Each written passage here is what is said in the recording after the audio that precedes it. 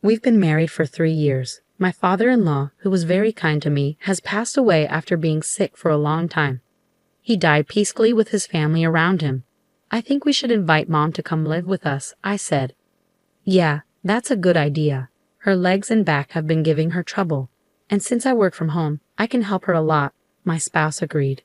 So we decided to ask my mother-in-law to come live with us. My spouse told the family about our plan before the funeral. Why are you saying that? You just asked your mom for her savings of $2 million, didn't you? One family member said. Don't worry, we're going to take care of her and live with her, my spouse reassured. That's right, she wouldn't have to worry as much in her current home. Leave it to us, I added. Some of my sisters-in-law, seeming rushed and insistent, agreed to live with her. It's not about the money. You shouldn't think that way. Mom gets to decide, and I respect her choice. I replied to their accusations. When Liam asked, our mother-in-law bowed her head and said, Thank you. Your child is still small, so I'll stay at my current house, she said, meaning she'd rely on her daughter. I've never heard about any savings, I remarked, surprised by the sudden accusations. The couple acted like we were the bad guys for suggesting we live together without worrying about money. Maybe she's the one who wants to live together, Liam wondered aloud as we drove home. In the car ride back, Mia thought about this. I agree. I get that feeling too. We should check in on your mom when we have time, I suggested. After that, I visited her when I could and tried my best to look after her, hoping it would make Liam feel better. But within a few months, their attitude towards my mother-in-law changed a lot.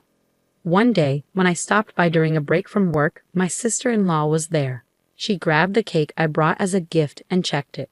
After she seemed satisfied, she suddenly told me to come inside. Oh, Amber, you're here to visit, my mother-in-law greeted. I got a cake you like. Please have some later. Thank you, I replied. I noticed she was wearing the same clothes as yesterday. If doing laundry is hard for you, I can take it home, wash it and bring it back, I offered. Maybe you're struggling with housework because you're not feeling well physically, I suggested. I'm concerned because only their laundry is usually hung outside, and I'm worried she's losing weight. If she's eating 3 meals a day, this shouldn't be happening. I'm fine, Emma, thank you, my mother-in-law insisted, trying to avoid worry. But, I persisted, you keep coming every day. Sarah, my sister-in-law, interrupted me and looked at her own mother, as if she were something dirty. Sarah, you promised we'd take care of Mom, didn't you? I reminded her. So what? She snapped back. Exactly. At that time, she refused our offer because she said we'd take care of her. But what's really going on with my mother-in-law's situation? I wondered aloud. Because Mama's savings were used to buy a new car, so now she's a poor old woman with no money. Get it? You wanted to call her in, but it costs money now, so you don't want her anymore, Sarah accused, her tone accusatory. What the heck? Saying things like that.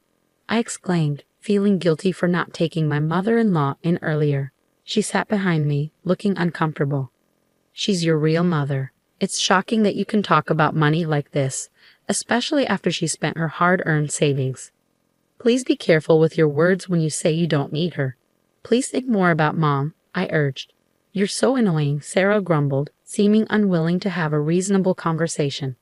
Not wanting to make things more uncomfortable, I called Liam to explain, and we decided to bring her to our house starting today.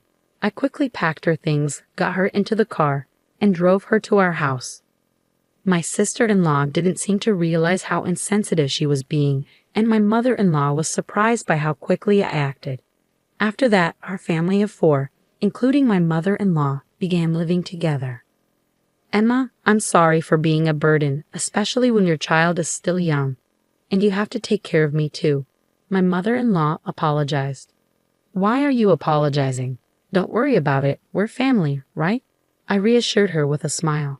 She had always treated me well, like her own child, even though I came from an orphanage. Living with her made me feel happy and refreshed. I'm happy living with you, and it's my first time raising a child. There are many things I don't know, so I want you to teach me, she said, with a half smile.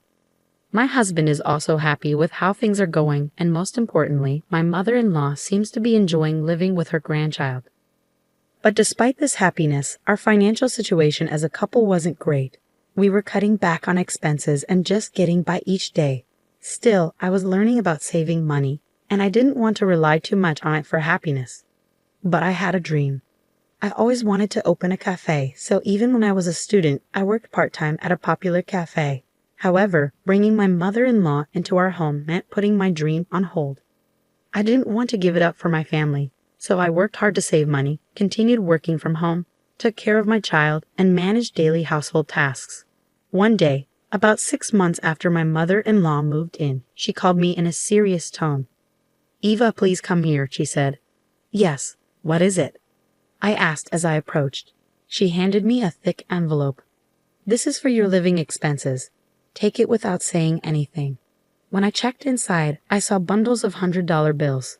I was surprised. Wow, is this money? I've always been good at saving. I have a habit of keeping bundles of bills, she explained calmly. I couldn't believe it as I counted. There were several $1,000s. Indeed, when I counted, it was exactly $7,000, she confirmed with a smile. "I can't accept this much," I protested, trying to refuse, but she stopped me. "I'm sorry for testing you. I was planning to see how you manage finances for a year, but I don't need to worry anymore. By giving you more money for living expenses, I made you stick to strict saving habits. I didn't want to burden you anymore. Please accept it. I'll cover the living expenses. How about $2,000? She suggested. I stared at my mother-in-law, stunned. "Oh no, I don't need $2,000, but why so much money?" I was still a bit confused. She explained that she won the lottery and started studying popular investment strategies. It turned out to be profitable. She actually had $80,000 in savings in a bank account and invested in stocks through the bank. My sister-in-law, hoping to inherit money from her father, set up a fake $20,000 to test their financial responsibility. When she gave them $200,000 for their future expenses, they couldn't make it last even a week.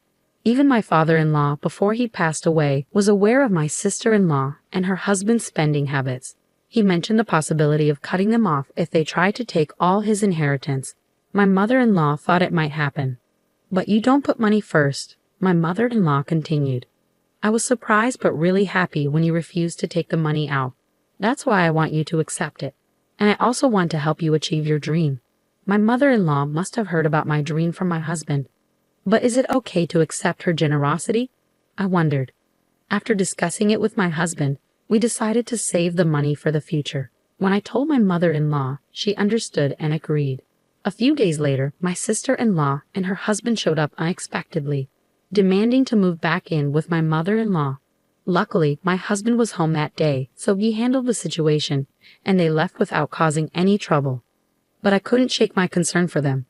When my mother-in-law saw them, she suggested that we set a specific day for their visits since they might come again soon. Eventually, they agreed, and they came on the agreed-upon day and time. As soon as they entered the house, my sister-in-law demanded, "Pack up quickly, we're going home right now," without even saying hello. But my mother-in-law calmly responded, "What I was waiting for was, we've been waiting for you. Please have a seat." "How dare you? Who are you?" My sister-in-law snapped. "I'm John, an attorney," a voice from the next room replied.